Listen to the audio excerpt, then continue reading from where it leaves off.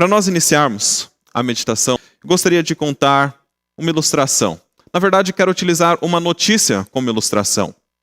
Em dezembro de 2017, o portal CNN em espanhol, ele trouxe à tona ou repercutiu uma cena curiosa. Um homem, ele foi entregue às pressas à emergência de um hospital na Flórida, lá nos Estados Unidos. E aquele homem, obviamente, foi tratado com todo cuidado e com todo carinho pela equipe de socorristas que estava de plantão naquele hospital. Eles rapidamente fizeram todos os preparativos para atender aquele homem, visto que ele estava desacordado e precisava urgentemente passar por um processo chamado de reanimação. Então, aqueles médicos e os enfermeiros que estavam ali no hospital começaram a fazer todos os preparativos, porém, quando eles tiraram a camisa daquele homem, eles perceberam que no peito dele estava escrito, não ressuscitar. Ou seja, uma tatuagem no peito daquele homem estava dizendo que todo o procedimento que eles estavam preparados para fazer não deveria ser realizado. E nesse momento a equipe médica então se colocou numa situação de muita dúvida. E agora? Eles tentariam salvar a vida daquele homem? Eles fariam o processo de reanimação? Ou eles deixariam que aquele homem perdesse a sua vida sem fazer nada e apenas acompanhariam todo o processo? Claro que, como médicos, eles precisam tomar uma decisão muito rápida nesse momento. Mas qual decisão você tomaria nesse caso? Infelizmente, algumas pessoas tomam essa decisão. E eu digo infelizmente porque eu gostaria muito que numa situação como essa a minha vida fosse salva, não importasse os métodos que fossem utilizados pelos médicos. Mas aquele homem trazia no seu peito uma tatuagem escrita que os médicos não deveriam fazer qualquer tipo de procedimento que o trouxesse de volta à consciência. Os médicos então decidiram consultar o consultor de ética do hospital. E ele disse que eles não deveriam fazer nenhum procedimento até que ele tivesse toda a certeza de que eles não teriam problemas legais caso salvassem a vida daquele homem. O consultor, depois de alguns minutos buscando informações, finalmente encontrou um documento que aquele homem havia assinado e havia entregue à Secretaria de Saúde do Estado da Flórida, lá nos Estados Unidos, dizendo que em qualquer situação em que ele precisasse de qualquer tipo de reanimação, os médicos não deveriam fazê-lo. Aquele homem trazia na tatuagem e também nos documentos que ele havia entregue uma decisão firme de que ele não desejava ser ressuscitado. Ele não desejava ser reanimado. E aqueles médicos, então, finalmente tomaram a decisão de deixar que aquele homem perdesse a sua vida. Por que eu trouxe essa ilustração? Ou melhor, por que eu trouxe esse caso à tona para que nós iniciássemos a meditação dessa manhã? Aquele homem, ele teve o direito de escolher se ele gostaria que os médicos intervissem para salvar a sua vida ou não. É claro que naquele momento ele estava desacordado, mas antes ele havia tomado uma decisão muito clara de que ele não queria que os médicos interferissem no seu estado de saúde. Ele não queria que a sua vida fosse salva. E nesse momento nós entendemos que no campo espiritual, ou seja, falando sobre a nossa salvação, nós também temos o direito de escolher se nós queremos ter a nossa vida salva ou não. Se nós aceitamos o resgate ou não. E esse resgate ele está disponível por meio de Cristo Jesus. Mas lembre-se, nós temos o direito de escolher se nós queremos ser resgatados por Cristo Jesus ou não. Eu quero convidar você a abrir a sua Bíblia, junto comigo nesse momento, lá no livro de João, no capítulo 3. João, capítulo 3. Abra a sua Bíblia aí comigo. Nesse texto, nós encontramos uma declaração muito, mas muito especial de Cristo Jesus. Jesus, nesse momento, diz o seguinte, João, capítulo 3, versículo 36. Leia comigo. Por isso, quem crê no Filho tem a vida eterna. Essa é a maior boa notícia que nós podemos dar como cristãos. Nós temos a responsabilidade e o privilégio de compartilhar com todas as pessoas que nós conhecemos a certeza de que todo aquele que crê em Cristo Jesus tem direito à vida eterna. Nós sabemos também que, infelizmente, nesse mundo de pecado, nesse mundo mau, nós passamos por situações onde a nossa vida é colocada em perigo. E nós sabemos também que muitas pessoas acabam perdendo a sua vida. E nós acompanhamos nos noticiários, por exemplo, muitas pessoas perdendo entes queridos nesse momento. Mas a mensagem de Jesus Cristo é clara. Aquele que crê nele, aquele que aceita como o Salvador, esse tem direito à vida eterna. E nós sabemos que a vida eterna, ela não é uma continuação da vida que nós temos aqui. Mas, na verdade, a vida eterna, ela envolve uma transformação. tanto para aqueles que permanecerem vivos até o momento em que Jesus Cristo voltar a este mundo, mas também para aqueles que, infelizmente, perderem a sua vida enquanto aguardam a volta do nosso Salvador. Sabe, Jesus Cristo, ele prometeu que nós teríamos direito à vida eterna. E o próprio Jesus Cristo também enfrentou a morte, mas através da experiência que Jesus Cristo teve com esse acontecimento, nós podemos entender também a maneira pela qual nós podemos ter acesso à vida eterna. Quando Jesus Cristo foi condenado à morte, nós temos ali uma cena onde os fariseus, os mestres da lei e os saduceus acharam que finalmente haviam vencido uma grande batalha. Você se lembra que quando nós acompanhamos na palavra de Deus os relatos do ministério de Jesus Cristo, por vários momentos os fariseus eles foram reprovados, nem sempre pelas palavras de Jesus, mas muitas vezes eram reprovados pelos atos que Jesus Cristo praticava. Quando finalmente Jesus Cristo foi crucificado lá na cruz do Calvário, muitos daqueles judeus que comemoraram, eles pensaram que finalmente Jesus Cristo havia terminado todo o seu ministério e que agora os seus discípulos estariam tão tristes e tão abatidos que deixariam de falar sobre aquele que havia causado tantos problemas durante o seu ministério. Lembre-se que Jesus Cristo havia efetuado muitas curas. Coxos passaram a andar, cegos passaram a ver, pessoas que haviam perdido a sua vida foram ressuscitadas, tudo isso pelo poder de Jesus Cristo. E todas as vezes que Jesus Cristo fazia um milagre, mais e mais pessoas acreditavam nas palavras que ele dizia. Ou seja, os milagres e as ações de Cristo mostravam para as pessoas que o seu discurso era confiável. E isso, obviamente, causava um grande problema para os fariseus, para os saduceus e para os mestres da lei que tentavam a todo momento confrontar Jesus Cristo. Por falar nisso, o motivo da comemoração deles ao ver Jesus Cristo pendurado na cruz do Calvário foi também o fim dos confrontos que eles tiveram com Cristo Jesus. Entenda bem, o confronto que eu digo aqui não quer dizer que Jesus Cristo em algum momento tenha sido ríspido ou mesmo que Jesus Cristo tenha maltratado aqueles homens. Mas lembre-se que as palavras de Jesus Cristo iam na direção contrária a tudo que eles ensinavam. Jesus Cristo, em muitos momentos, mostrou a eles que a sua religião, a religião pautada nas obras, sem o amor, era completamente vazia. Lembre-se que na época de Jesus Cristo, muitos andavam completamente marginalizados, porque a religião daquela época dizia que, por não alcançarem o patamar que os fariseus haviam alcançado, eles simplesmente não tinham valor algum diante dos homens, ou mesmo valor algum diante de Deus. E Jesus Cristo, em algumas ocasiões, contraria essa lógica. Perceba que, em algumas ocasiões, Jesus Cristo declara claramente qual é o valor que cada ser humano tem diante de Deus. Quando aquela mulher adúltera é trazida diante de Jesus Cristo, com aqueles homens fazendo uma acusação e dizendo que Jesus Cristo dissesse se ela deveria ou não ser apedrejada, Jesus Cristo escreve na areia os pecados de todos aqueles homens, mostrando que assim como Deus dá uma chance para todas as pessoas, aquela mulher também merecia uma segunda chance, contrariando o conhecimento ou a prática que eles faziam naqueles momentos. Além disso, Jesus Cristo, lá em João, no capítulo 8, tem um debate acalorado com os fariseus, onde ele declara com todas as letras que ele é o próprio Deus, que ele estava com o Pai e que veio a este mundo com uma missão muito especial, a missão de salvar todas as pessoas. E ele diz mais, ele diz que se os fariseus não abandonassem os seus pecados e não acreditassem que ele era o Salvador, eles morreriam em seus pecados. Perceba que os fariseus eles tinham muitas razões para comemorar a morte de Jesus.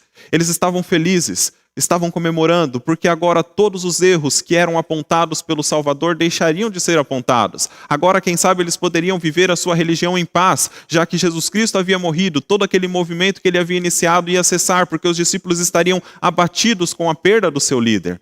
Mas nós sabemos que não foi exatamente isso que aconteceu. E é nesse momento que nós começamos a entender a exata razão pela qual hoje nós temos o direito de escolher se nós queremos ou não viver eternamente. Porque a maior notícia que nós temos como cristãos a entregar para as pessoas não é a morte de Jesus Cristo, mas sim a sua ressurreição. A morte de Cristo, ela é consolidada como finalmente o pagamento pelos nossos pecados quando Jesus Cristo ressurge depois do terceiro dia. E perceba que nesse momento nós entendemos que a vitória dos fariseus, depois de 3 dias, se tornou a sua derrota. A vitória dos inimigos de Cristo, depois de 3 dias em que ele estava no sepulcro, se tornou a sua derrota. E a aparente derrota de Cristo, depois de 3 dias, se tornou a sua vitória. Jesus Cristo ressuscitou. Jesus Cristo levantou dentre os mortos e hoje Ele está vivo. E é por isso que hoje nós cremos que nós também temos direito à vida eterna. Por falar sobre a ressurreição de Jesus Cristo, gostaria de ler alguns versos com vocês que nos ajudam a entender a importância desse evento. Eu quero que você vire algumas páginas na sua Bíblia. Vamos acompanhar juntos a leitura do Salmo 16. Salmo 16, versículo 10. Enquanto nós encontramos, gostaria de dizer a vocês que, obviamente, como alguns já sabem, nós temos no Antigo Testamento várias referências ao ministério de Jesus Cristo. Nós entendemos que várias das passagens que nós encontramos no Antigo Testamento descrevem exatamente aquilo que deveria acontecer com o nosso Salvador. E os Salmos também possuem, dentre eles, aqueles que fazem uma alusão, mostram e profetizam com relação ao que deveria acontecer com o nosso Salvador. Lá em Salmos, no Salmo 16, no versículo 10, nós lemos o seguinte, um versículo que pode ser entendido como uma demonstração do que aconteceria com Jesus Cristo após a sua morte. No versículo 10 do Salmo 16, nós lemos assim: pois não deixarás a minha alma na morte, nem permitirás que o teu santo veja a corrupção. De fato, nós vimos que Jesus Cristo ele não permaneceu dentro do sepulcro. Pelo contrário, ele levantou ao terceiro dia. Ele se deu a mostrar para todos os seus discípulos. Ele deu a oportunidade de todos eles conhecerem que, de fato, ele não permaneceu na tumba, mas ele levantou e vivo está.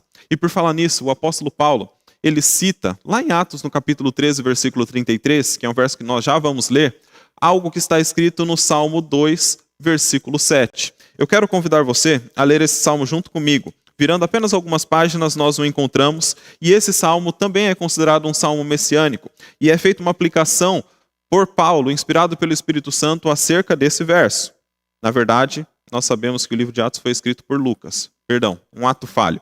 Nós vemos que Atos, na verdade, foi escrito por Lucas, relatando alguns fatos que aconteceram. Nós vamos ver uma passagem onde Paulo faz uma declaração, mas eles citam tanto Lucas que descreve o fato, como Paulo que falou. Nós temos aqui agora, no capítulo 2 de Salmos, versículo 7, a seguinte declaração: proclamarei o decreto do Senhor. Ele me disse, tu és meu filho e hoje te gerei. Aparentemente, esse salmo não tem nada a ver com a ressurreição de Jesus Cristo. Talvez você olhe para ele e diga o seguinte: pastor, tudo bem, aquele outro salmo poderia até estar relacionado com a morte de Jesus Cristo e com a sua ressurreição. Mas esse texto aparentemente não tem nada a ver com isso. Será? É por isso que eu disse que nós vamos ler o livro de Atos, capítulo 13, versículo 33. Vire algumas páginas comigo na sua Bíblia e vamos acompanhar a leitura desse texto juntos. Atos, capítulo 13, versículo 33. Atos 13, verso 33. Muito bem. Acompanhe comigo a leitura desse verso, onde nós lemos assim: como Deus cumpriu plenamente a nós, seus filhos, ressuscitando a Jesus, como também está escrito no Salmo 2, tu és meu filho, eu hoje te gerei.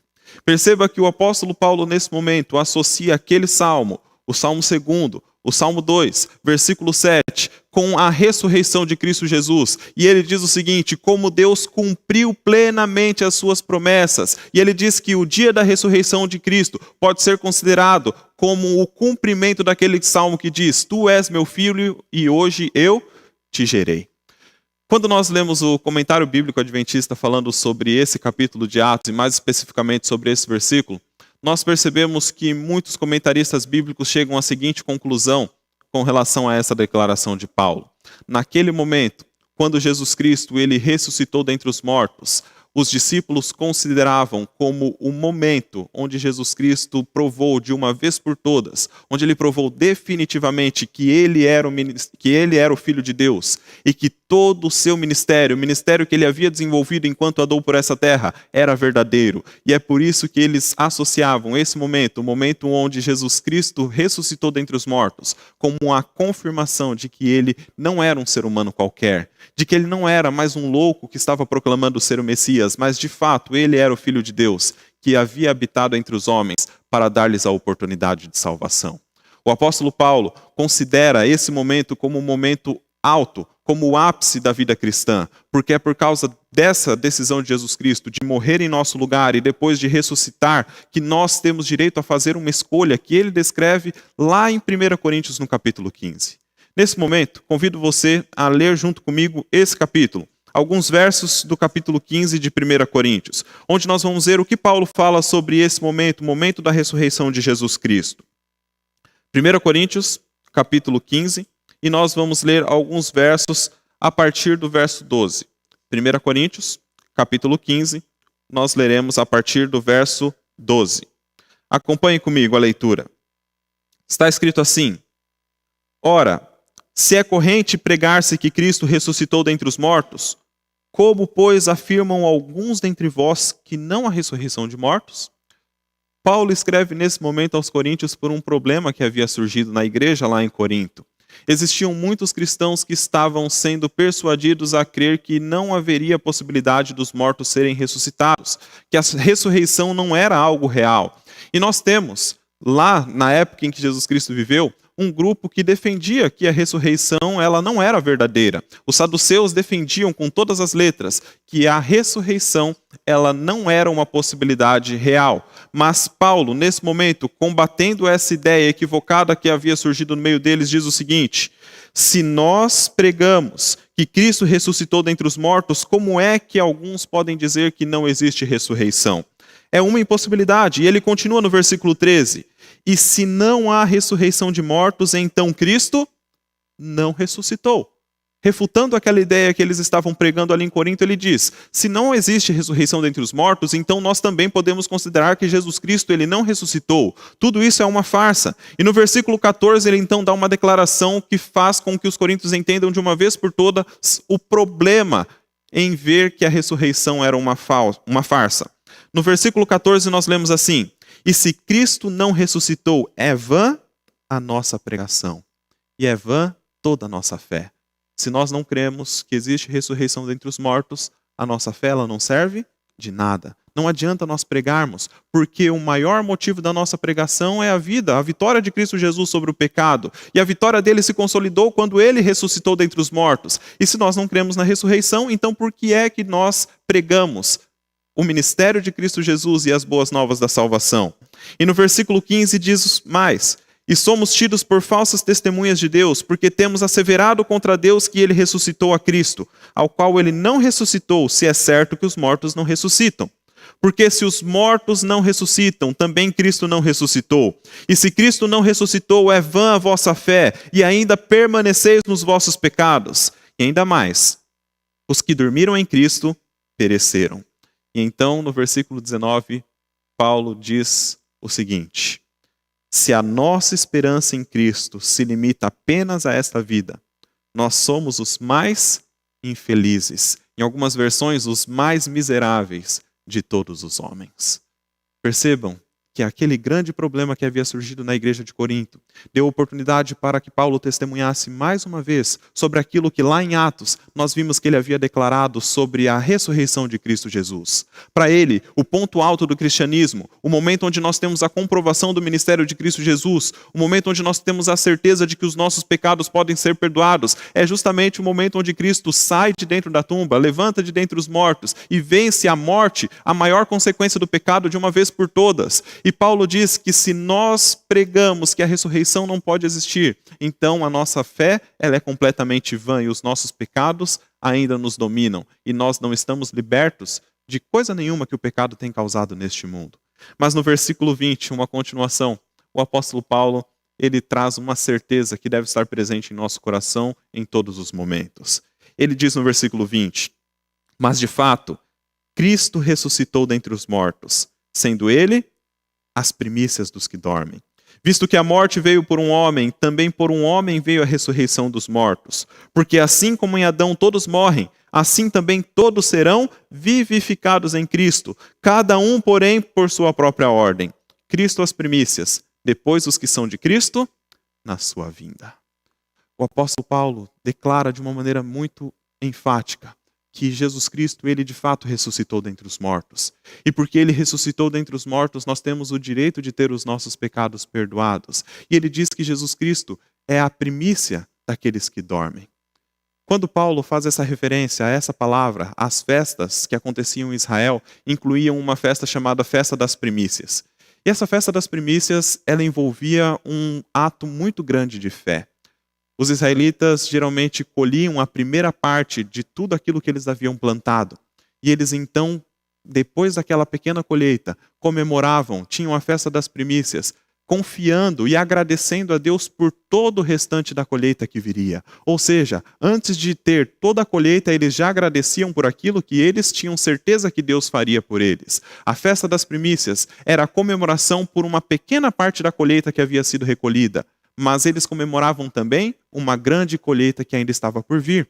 Quando Paulo fala sobre a ressurreição dos mortos e diz que Cristo foi as primícias, ele está nos garantindo o seguinte, que aquele momento em que Cristo ressuscitou foi um pequeno marco na história que possibilitará uma ressurreição muito maior que ainda está por vir. E essa é a nossa grande esperança. Nós aguardamos ansiosamente a vinda de Cristo Jesus, porque nós sabemos que no momento em que Jesus Cristo voltar nas nuvens do céu, nós veremos a oportunidade de nos livrar de uma vez por todas de todo o problema que o pecado causou. E o maior dos problemas que o pecado causa é justamente a morte, a separação dos nossos entes queridos. Paulo diz que assim como Cristo ressuscitou, muitos outros também serão ressuscitados. Muitos outros terão a oportunidade de ressuscitar para uma vida eternal. E é nesse momento que nós entendemos que todos aqueles que creem em Cristo, eles têm uma vida eterna. Isso não quer dizer que eles não possam passar pelos sofrimentos dessa vida, ou o maior sofrimento causado pelo pecado, que é a morte. Mas aquele que crê em Cristo, mesmo que morra, ele tornará a viver, quando finalmente Jesus Cristo aparecer nas nuvens do céu. E sobre esse momento, o apóstolo Paulo escreve alguns versículos fantásticos, bonitos, maravilhosos e que nos causam grande emoção. Esses versículos estão lá em 1 Tessalonicenses, no capítulo 4. Capítulo que eu convido você a ler comigo nesse momento. Em 1 Tessalonicenses, no capítulo 4, Paulo volta a falar sobre esse assunto. Ele volta a falar sobre a ressurreição. Sabe que, ao ler as cartas de Paulo, e ao entender que às vezes ele repete um assunto tão importante como esse, nós percebemos que o ser humano realmente tem muita dificuldade em aceitar a perda de pessoas que são importantes para ele. Por mais que a gente saiba que em algum momento da nossa vida, se Jesus Cristo não voltar até lá, nós deixaremos de existir ou nós perderemos pessoas queridas para nós, ainda assim, quando o momento chega, nós sentimos um baque muito grande. A dor é muito intensa, ela é real e causa um sofrimento fora do comum. E é por isso que eu imagino que talvez Paulo repetisse em várias oportunidades essa mesma notícia. 1 Tessalonicenses parece muito com uma repetição de 1 Coríntios no capítulo 15. Ali, a partir do versículo 16, na verdade, quero convidar vocês a lerem junto comigo a partir do versículo 13. Nós encontramos Paulo dizendo o seguinte: não queremos, porém, irmãos, que sejais ignorantes com respeito aos que dormem, para não vos entristecerdes como os demais que não têm esperança. Pois se cremos que Jesus morreu e ressuscitou, assim também Deus, mediante Jesus, trará em sua companhia os que dormem. Ora, ainda vos declaramos por palavra do Senhor isto: nós, os vivos, os que ficarmos até a vinda do Senhor, de modo algum precederemos os que dormem. Porque o Senhor mesmo, dada a sua palavra de ordem, ouvida a voz do arcanjo e ressoada a trombeta de Deus, descerá dos céus, e os mortos em Cristo ressuscitarão primeiro. Depois nós, os vivos, os que ficarmos, seremos arrebatados juntamente com eles entre as nuvens, para o encontro do Senhor nos ares. E assim estaremos para sempre com o Senhor. Consolai-vos, pois, uns aos outros com essas palavras. Percebam que a Bíblia ela traz a nós uma grande mensagem de esperança. E eu digo que a Bíblia é fantástica porque ela nos traz uma mensagem de esperança em frente a um dos momentos mais difíceis que nós enfrentamos em nossa vida. Eu sei que talvez por muitas vezes nós tenhamos ouvido uma mensagem semelhante a esta, falando sobre a possibilidade de um dia vencermos a morte de uma vez por todas. Mas eu considero essa mensagem real e relevante em todos os momentos da vida, porque infelizmente, nos momentos em que nós estamos aqui, muitos estão perdendo a sua vida. Muitas famílias precisam receber uma mensagem como essa. Talvez eu esteja falando nesse momento para alguém que perdeu um ente querido nessa semana. Talvez eu esteja falando para alguém que vê os seus entes queridos em uma situação difícil. Mas eu quero dizer para você que a palavra de Deus tem uma mensagem toda especial nessa manhã, dizendo que ainda que a morte nos separe dos nossos queridos, aquele que crê em Jesus Cristo, ele já tem garantida a vida eterna, não por seus méritos, mas pelos méritos de Cristo Jesus, o nosso Senhor. E por fim, nós cremos que quando Jesus Cristo voltar, nós viveremos de fato aquilo que está escrito em Apocalipse no capítulo 21. Pega a sua Bíblia mais uma vez. Eu quero ler esse último versículo com vocês nessa manhã. No capítulo 21 de Apocalipse, nós temos uma promessa que nos move. Uma promessa que nos motiva e que nos dá a motivação para continuarmos suportando as provações que nós enfrentamos diariamente. No capítulo 21 de Apocalipse, nós temos a promessa de que um novo céu e uma nova terra estão preparados para nós. Um lugar onde todo sofrimento deixará de existir. Um lugar onde finalmente nós não passaremos por doenças. Nenhuma pandemia nos atrapalhará de estarmos juntos com os nossos queridos e também juntos do nosso Deus. Em Apocalipse, no capítulo 21, a partir do primeiro verso, nós lemos assim: Vi novo céu e nova terra, pois o primeiro céu e a primeira terra passaram, e o mar já não existe. Vi também a cidade santa, Nova Jerusalém, que descia do céu da parte de Deus, ataviada como noiva adornada para seu esposo. Então ouvi grande voz vinda do trono, dizendo: Eis o tabernáculo de Deus com os homens, Deus habitará com eles, eles serão povos de Deus, e Deus mesmo estará com eles. E lhes enxugará dos olhos toda lágrima, e a morte já não existirá. Já não haverá luto, nem pranto, nem dor, porque as primeiras coisas passaram. Essa é a maior motivação que nós podemos ter. Essa é a maior alegria que nós temos, mesmo em um mundo cheio de sofrimento. A alegria que nos move, a alegria que nos faz pregar, é a alegria de que nós temos, através da ressurreição de Cristo Jesus, o direito de escolher. Aquele homem, daquele fato que eu citei logo no começo da nossa meditação, ele fez a escolha dele. Ele preferiu não ressuscitar, ele preferiu não ser reanimado. É claro que no contexto médico, eu espero que ele tenha feito a escolha de estar ao lado de Jesus, obviamente. Mas trazendo para o aspecto espiritual, a morte de Cristo e a sua ressurreição nos dão o direito de escolher. E qual será a sua escolha? O que você escolhe? Você quer ressuscitar naquele dia e ter a vida eterna? Ou você quer amar os prazeres deste mundo e simplesmente viver uma vida de 70, 80 anos e ter a morte eterna decretada por causa de suas escolhas? Sabe, essa mensagem, ela é confortante. E eu digo isso por experiência própria. Nessa semana, eu tive, na quinta-feira, 2 notícias terríveis. 2 notícias que abalaram as minhas emoções e as emoções de minha esposa também. Na quinta-feira pela manhã, eu fui despertado, não pelo despertador, para nós estudarmos a lição juntos. Não fui despertado como todos os dias da semana para ter aqueles primeiros momentos de comunhão com Deus. Mas eu acordei mais cedo do que havia planejado, porque recebi uma ligação de meus pais, dizendo que, infelizmente, um de meus tios havia perdido a sua vida. E nesse momento, é óbvio que a dor vem. É óbvio que o sofrimento, ele toma o nosso coração e nós choramos e derramamos em lágrimas uma expressão de toda a dor que nós estamos sentindo. Ainda no mesmo dia, recebemos também a notícia de que um primo havia recebido, ou melhor, havia passado pela experiência de ter um AVC. E então, nesse momento, nós paramos para pensar e refletimos sobre o que é a nossa vida aqui nessa terra. Não é nada. Nós sofremos, nós passamos por dificuldades. Infelizmente, nós enfrentamos todas essas provações por causa do pecado. Mas se tem algo que pode transformar a maneira como nós enfrentamos todas essas notícias, é a palavra de Deus que traz mensagens confortantes como a que nós podemos ouvir nessa manhã. Eu estou falando para vocês nessa manhã sobre algo que me deu motivação e forças para estar aqui nessa manhã com vocês. Apesar de todas essas notícias ruins que nós recebemos durante a semana, a pregação do Evangelho ela não pode parar. Porque assim como eu recebi forças do céu para enfrentar essas notícias com a esperança de que a ressurreição em Cristo Jesus é verdadeira, essa esperança também deve ser entregue a outras pessoas que estejam passando pelas mesmas situações. Queridos, Jesus Cristo muito em breve vai voltar.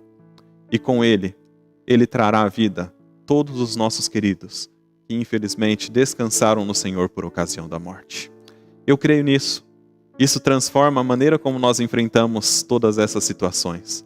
E eu espero que a mensagem dessa manhã também traga conforto para você. Saiba que Jesus Cristo morreu, mas Ele ressuscitou. E Ele foi as primícias daqueles que dormem.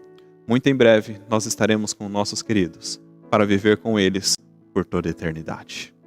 Você deseja também ter a vida eterna?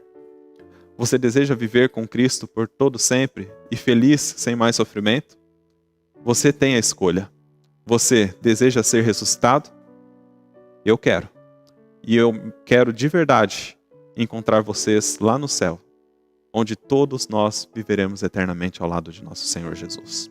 Se você aceita essa esperança, se você aceita que ela transforme o viver e transforme quem você é, nesse momento eu gostaria de fazer uma oração por você. Feche seus olhos, vamos falar com Deus. Pai querido, Pai celeste, neste mundo temos aflições e neste mundo enfrentamos provações. Talvez a maior dificuldade que nós enfrentamos aqui nesse mundo é a dor que nós sentimos quando nós perdemos alguém que é querido, alguém que é amado por nós. Nesse momento nós percebemos que a nossa vida, ela realmente não passa de um sopro e que a única esperança de nós vivermos eternamente está em Cristo Jesus, o nosso Senhor, que morreu e ressuscitou para nos dar o direito de escolher viver eternamente. Pai, obrigado porque o Senhor nos deu a chance de escolher livrar-nos da consequência maior do pecado. Obrigado por ter enviado Cristo Jesus para morrer e ressuscitar em nosso lugar. Que nessa manhã o Senhor possa tocar o coração de todos aqueles que infelizmente têm estado distante de Ti. Que o Senhor possa tocar o coração daqueles que estão buscando estar mais próximos do Senhor a todo momento. Pai querido, nós queremos pedir de todo o nosso coração que o Senhor nos ajude, mediante o poder do Santo Espírito, a sermos transformados segundo a sua imagem, para que todos os dias nós possamos testemunhar dessa esperança que tem transformado o nosso viver e que tem nos feito suportar os momentos de maior dificuldade. Obrigado pelo conforto que a sua palavra traz, com a certeza de que no final das contas tudo vai acabar bem. Agradecemos pela oportunidade de salvação e pela oportunidade de vida eterna. Fortaleça a nossa fé, abençoe-nos e perdoe os nossos pecados. Nós oramos em nome de Jesus Cristo. Amém. Queridos, obrigado pela sua companhia junto conosco. Que o Espírito Santo transforme o seu coração e que a palavra de Deus seja sempre o centro do seu viver, para que todos os momentos difíceis sejam suportados até que Ele venha. Que Deus abençoe a cada um